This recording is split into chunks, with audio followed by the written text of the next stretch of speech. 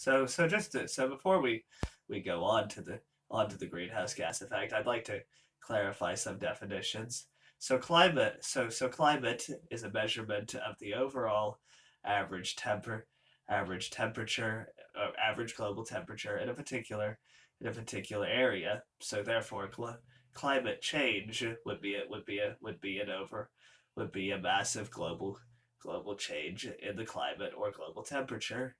This hence the explanation, and because the atmosphere, the main source of the Earth's climate, is a very complex organism and is different in so many areas. The overall effects of the climate and climate change are going to be different in different areas.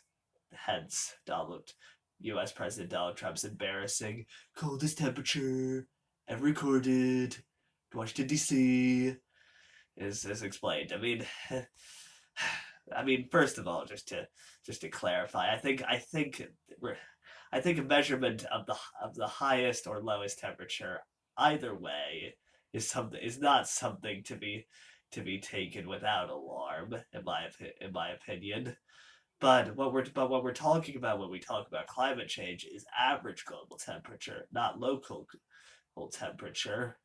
And because like I stated before, because the atmosphere is different in so many areas, some areas like Washington D.C.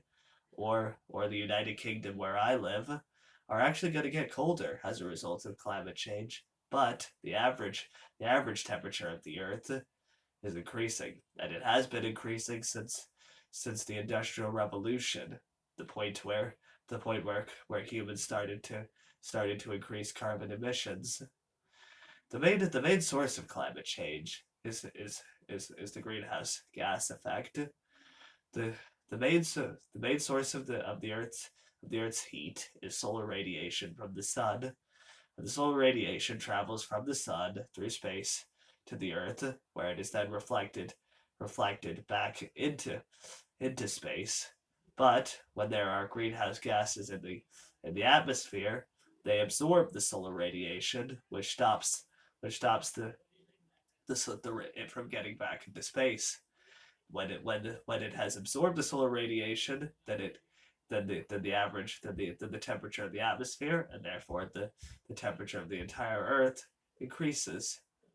And examples of greenhouse gases include carbon dioxide, nitro, nitrous oxide, water vapor, methane, and CFCs, which are thankfully illegal in the United States since the 1980s, but several of these other greenhouse gases are not. Now, these greenhouse gases in small amounts are a good thing. They sustain the Earth's temperature high enough to sustain life. The problem is that we have been constantly increasing the level of carbon emissions through our uses of fossil fuels, which are already a finite resources. For example, with gas, oil, and coal, and the more and of course the more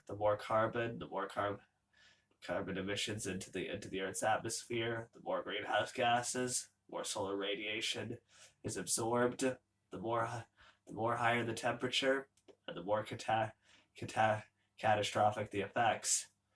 Now, of course, it's also important to remember that there are several possible effects of climate change. For example, because the primary source of heat is the sun, therefore slight changes in solar radiation can have massive effects on global temperature. But since the 1970s, solar radiation has actually decreased, despite the fact that since the 1970s, the Earth's temperature has increased higher and higher nearly every year, and and all and this you know the all the and this is all the more evidence that the biggest danger to the Earth and its climate is the human race.